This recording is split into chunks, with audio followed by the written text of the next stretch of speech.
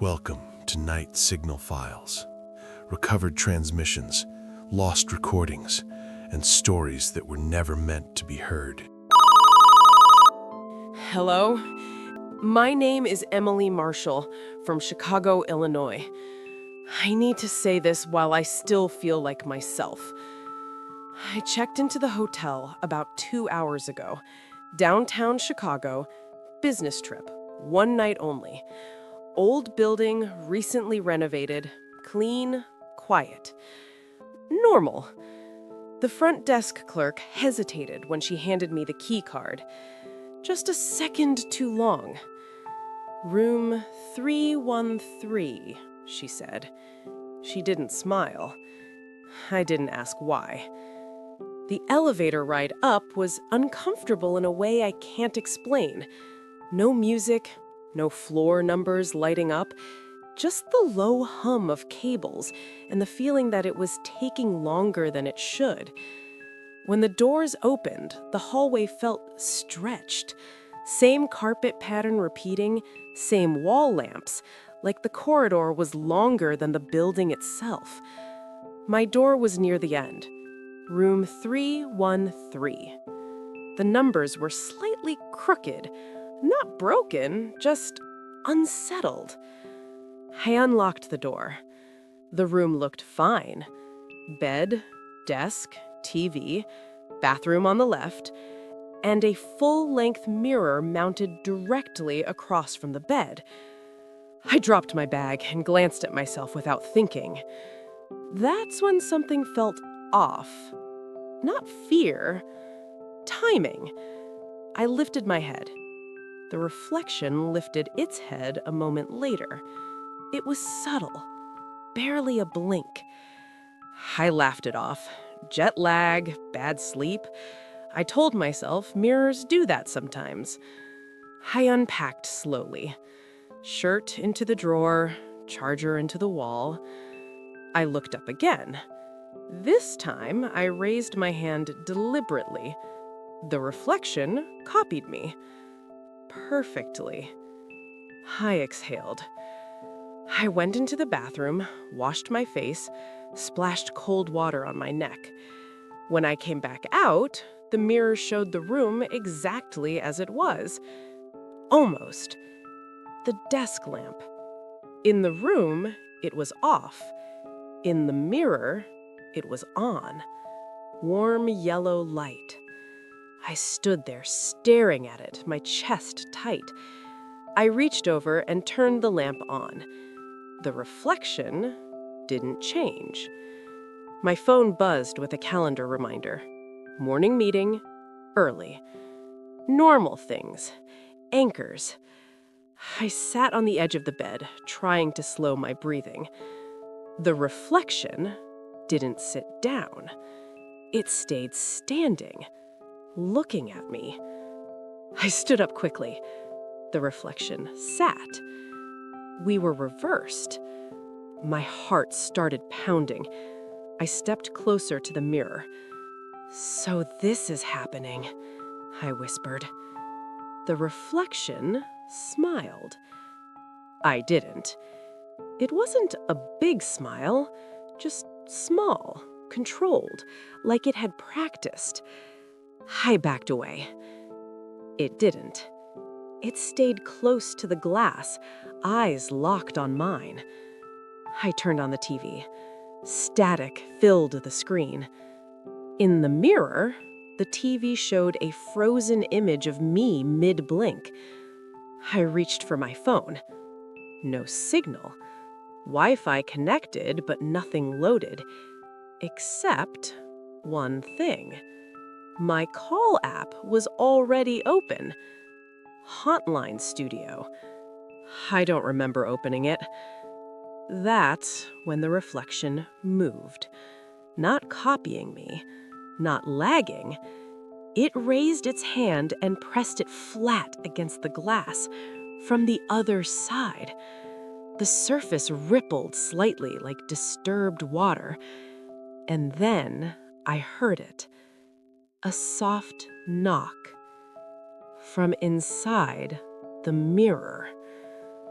I don't know what room 313 is, but I know this. The reflection isn't trapped. It's waiting. It's getting harder to tell what happens first anymore. After the knock, I didn't move.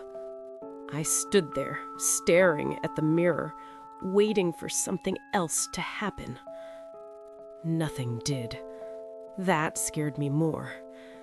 I turned away and sat on the bed, keeping my eyes anywhere but the glass. I focused on breathing, slow, deliberate. The mattress creaked. Behind me. I didn't turn around. After a few seconds, the sound stopped. I looked. The mirror showed me sitting on the bed exactly as I was, but the indentation on the mattress in the reflection was deeper, like someone heavier had been sitting there before me. I stood up. The reflection stood too, but slower this time. Not delayed, hesitant. I grabbed my jacket from the chair. In the mirror, the jacket was already in my hand. My stomach dropped. I backed toward the door and wrapped my fingers around the handle. The reflection didn't follow. It stayed where it was, watching. I turned the handle. Locked. I don't remember locking it. I checked the peephole. The hallway outside looked normal, same carpet, same lights. But when I glanced at the mirror, the hallway in the reflection was longer, the lights farther apart, the far end swallowed by shadow. I opened the door anyway. The hallway was empty, quiet. I stepped out and closed the door behind me. In the mirror across from the bed, still visible through the doorway, I was standing inside the room, still, facing the door. Our eyes met. My chest tightened. I slammed the door shut. My heart was racing now, my hands shaking. I started walking toward the elevator. With every step, the carpet pattern seemed to shift slightly, not changing, correcting itself. Halfway down the hall, I passed a housekeeping cart. No one was with it. A folded towel sat on top. In the dull reflection of the metal handle, I saw myself walking behind me, smiling. I ran. The elevator doors were already open when I reached them. Inside, the panel only had 3 buttons. 1, 2, 3. No lobby, no ground floor. I pressed 3. The doors closed. The elevator didn't move. Instead, the lights flickered. The walls became faintly reflective. Not mirrors, just enough. I saw him clearly now. Not reversed, not delayed, standing where I should be. He leaned closer.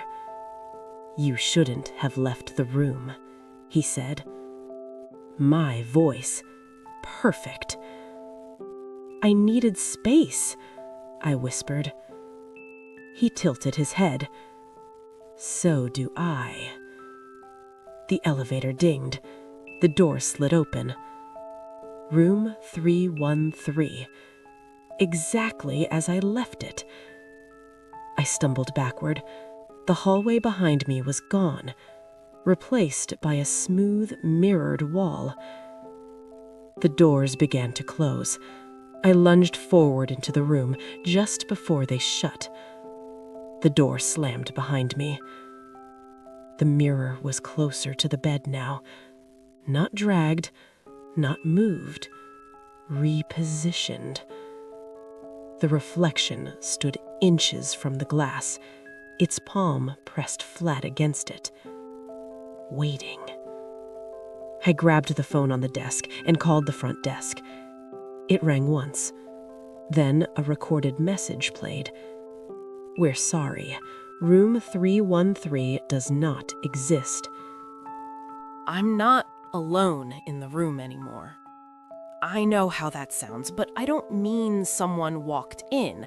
I mean the room itself feels occupied.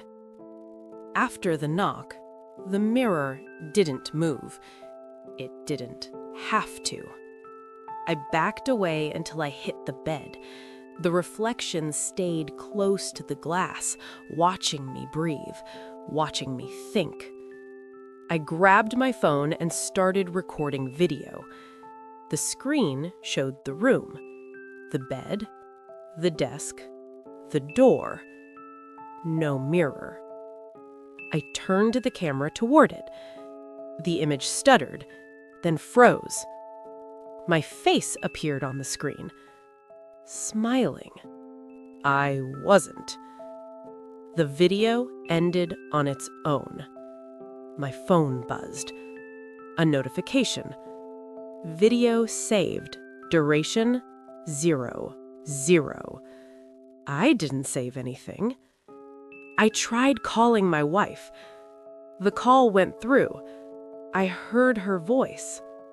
"Hey," she said. "Did you check in okay?" Relief flooded me. "Yes," I said. "Listen, something's wrong with—" She interrupted me. "You already told me," she said, laughing softly. "You always do this when you travel. You overthink." I stared at the mirror. The reflection raised a finger to its lips. "I haven't called you yet," I whispered. There was a pause on the line. Then my wife said, very calmly, "You called me 20 minutes ago." The call ended. I checked my call history. Outgoing call, her name, 20 minutes earlier. I don't remember making it. The reflection turned and walked deeper into the room. Not inside the mirror, inside my space. The air shifted when it moved, like pressure changing before a storm. I felt it pass behind me. I spun around. Nothing there. But in the mirror, he stood where I had been, facing away from the glass. I followed him toward the bathroom. In the room, the door was closed. In the mirror, it was open. Light spilling out. I opened the real door. The bathroom was empty. But the mirror now showed the bathroom behind me, and he was in it, washing his hands. I didn't feel my feet moving, but I stepped back. He dried his hands slowly, carefully. Then he looked up, straight at me. "You're falling behind," he said. "I'm right here," I whispered. He smiled. "That's the problem." My phone buzzed again. Text message from my wife. "Did you already leave the hotel?" I stared at the words. She sent another. "You just walked past me in the lobby." I felt cold spread through my chest. I typed back, "I'm in my room." 3 dots appeared, then disappeared. Then another message came through. Then who just smiled at me? The mirror went dark. Not black, blank, like a screen waiting for input. I heard a soft click behind me. The room door unlocking itself, slowly. I turned. The handle was turning from the outside, and the mirror behind me showed the door opening with me stepping out. I shouldn't have stepped into the hallway. The door opened on its own, slow and quiet, like it didn't want to startle me. I stood there for a long time before moving, listening for footsteps, voices, anything. Nothing. The hallway looked the same as before. Same carpet, same lights. But when I took my first step, the sound didn't echo the way it should have. It felt absorbed. I walked forward. The door to room 313 closed behind me. I turned back immediately. The door was gone. In its place was blank wall. Wallpaper unbroken, no handle, no frame. I touched it. Cold. Solid. I started breathing too fast. I told myself to keep moving. Every few steps, I passed doors. 312, 311, 310. They were all shut. I knocked on one. No answer. I knocked harder. Still nothing. When I looked back down the hallway, it was longer than before. Not stretching, repeating. I saw the same doors again. I ran. The carpet muffled everything. No matter how fast I moved, the end of the hallway stayed the same distance away. Then I heard footsteps. Soft, unhurried. Behind me.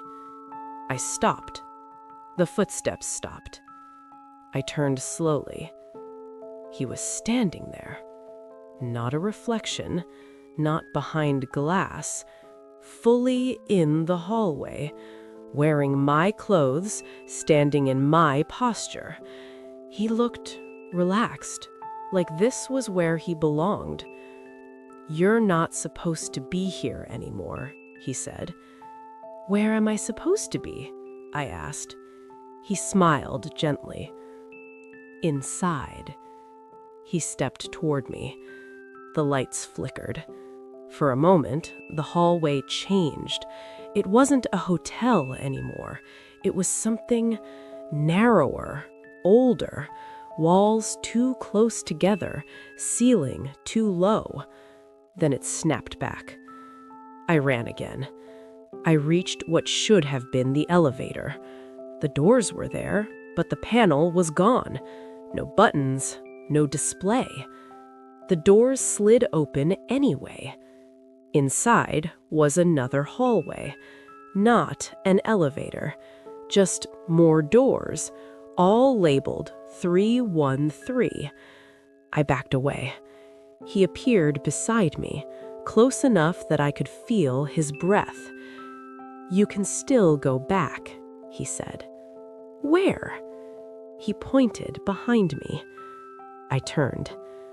There was a mirror mounted on the wall. Not a full-length one.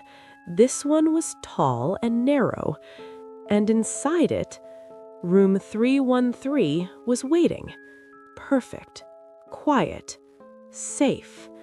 I saw myself standing inside the room, looking calm, unafraid. He raised his hand, inviting. I heard my phone vibrate, a message from Hotline Studio. "Line active. Please continue." I looked at him. If I go back in there, what happens to me? He didn't answer. He didn't have to. The mirror's surface rippled gently, like water waiting to be disturbed. I'm standing in front of the mirror right now. Not the one in the room. This one's in the hallway. Tall, narrow, framed like it was always meant to be here. Inside it, room 313 looks calm. The bed is neatly made, the lights are warm, everything feels finished. Behind me, the hallway stretches on forever. Doors repeating, carpet repeating, No sound, no exit. He's beside me. Not touching, not rushing, waiting. "If you go in," I say, my voice barely steady, "do I come back out?" He studies me the way someone studies an object they already own. "You'll stop feeling like this," he says. What does that mean? It means the fear will end. I look at my reflection in the mirror. It's me, calm, relaxed, standing in the room like nothing ever went wrong. I raise my hand. The reflection raises his first. The delay is gone. My phone vibrates hard in my hand. Hotline Studio is still connected, still listening. I don't know why that matters so much, but it does. Like if I stop talking, I stop existing. I take a step closer to the mirror. The surface ripples slightly. I can feel warmth coming from it. The room smells familiar, like detergent, like sleep. Behind me, the hallway lights flicker. When they stabilize, the hallway looks thinner, like it's losing detail, like it's being erased. "You don't belong out here," he says quietly. "You were never meant to last this long." "What happens if I don't go in?" I ask. He hesitates, just for a moment, and that's when I know. I step closer. The mirror's surface gives way under my fingers like skin over water. The reflection smiles wider. Then, I feel hands on my shoulders. Not his, mine, from inside the mirror, pulling. I dig my heels into the carpet. It stretches beneath me, elastic and unreal. My phone slips from my hand. I grab for it. The reflection catches it instead.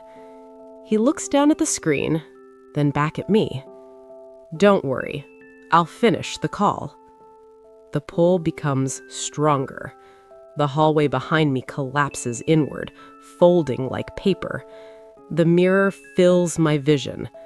The last thing I see before I lose my grip is myself stepping out of room 313, into the hallway, calm, whole, free. I don't know which side I'm on anymore. When the pull stopped, there was no impact, no pain, just silence. Then the room came back. Room 313. I was standing inside it, steady on my feet. The bed was behind me, the desk, the lamp glowing warm and familiar. For a moment, I thought I'd won. I thought I'd made it back. I laughed, just once, quiet. Then, I saw the mirror. I was on the wrong side. The Evan in the room, standing where I should have been, looked calm, relieved, like someone who had finally finished something exhausting. He adjusted my jacket, smoothed the collar. He looked happy. I raised my hand. He didn't copy me. He waved. I pressed my palm to the glass. So did he. Perfect alignment. No ripples this time, no distortion, just solid, cold resistance. I tried the door. From my side, it didn't exist. The room was sealed. No edges, no seams. Only glass. Only him. He picked up the phone from the desk. My phone. The screen lit up. Hotline Studio. He smiled softly. "Hello, is this the Hotline Studio?" he said. My voice. Perfect. I screamed, but it came out like breath against glass. He listened, nodded. like he was hearing something faint and far away. He continued calmly. I checked in fine, room 313, everything's normal. He glanced at me, not with fear, with gratitude. I just wanted to say thanks, he said into the phone. Talking it through helped. He hung up. The call ended. The room began to dim. Not the lights. Me. I felt myself thinning, edges loosening, memories loosening their grip. My wife's face blurred, my childhood home faded. Even my name felt optional. The Evan in the room lay down on the bed, closed his eyes. Asleep. At peace. Like and subscribe. Don't miss the next story, the one that gets under your skin. Here at Night Signal Files, you don't find the signal. It finds you.